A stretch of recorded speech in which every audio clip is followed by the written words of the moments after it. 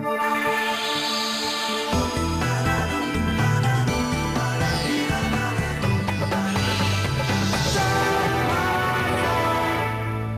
आता बातम्या पाहूया वसई विरार महानगरपालिकेच्या निवडणुकीच्या संदर्भातल्या।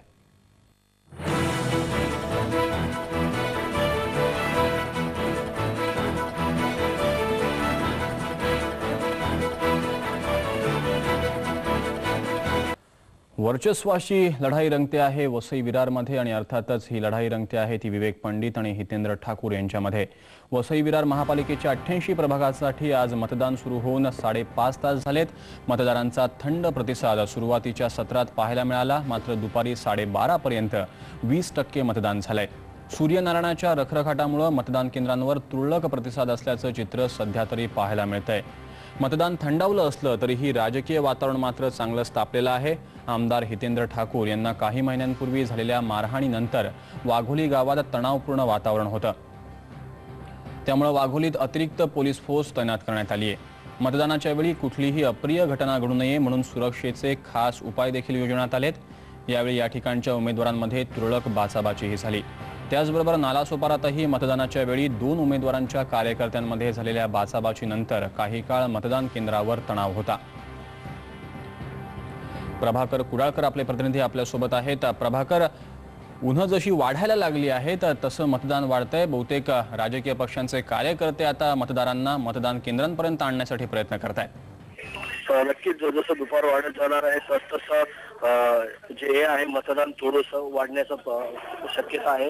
आतापर्यंत 12 वाजेपर्यंत 20% मतदान एकूण झालेलं आहे आणि जसं रविवार हा सुट्टीचा दिवस आहे त्यामुळे काही लोक जेवण वगैरे बाहेर पडतील, त्यामुळे 3च्या नंतर 4च्या नंतर मतदान भरपूर वाढलेलं दिसेल, पण शक्यता 50%च्या आतमध्येच मतदान होण्याची शक्यता आहे।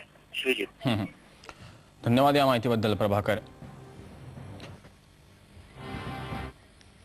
दरम्यान नालासोपारामध्ये 2 उमेदवारांच्या कार्यकर्त्यांमध्ये बाचाबाची झाली आणि याचा आढावा घेतलाय आमचे प्रतिनिधी मनोज वाजपेयी यांनी।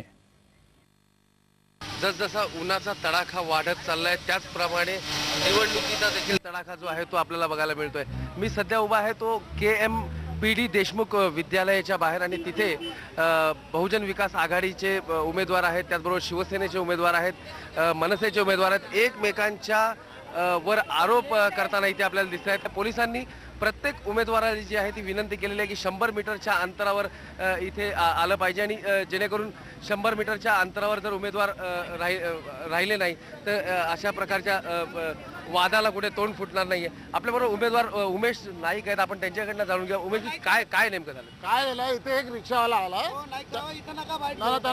एक पॅसेंजर त्याला हे देत होता, पॅसेंजर त्याच्यात बसत होता, तर त्याला काय त्यांची बोलणी झाली। समोरचे उमेदवार आहेत खांबे त्यांचे कोणीतरी भाऊ आहेत, त्यांनी त्याला मारला आणि मांडवकर म्हणून आहेत त्यांनी त्याला रिक्षावाल्याला खेचून काढला।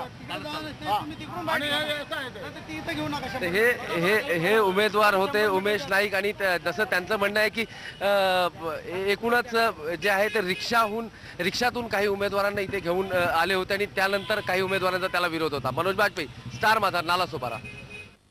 तेव्हा मतदान मात्र थंड आहे, परंतु काही ठिकाणी वातावरण मात्र चांगलंच गरम आहे। काही कार्यकर्त्यांमध्ये झडप झाली। विवेक, छोटासा ब्रेक, आणखीन एक बातम्या पाहिजेत, पाहत रहा स्टार माझा।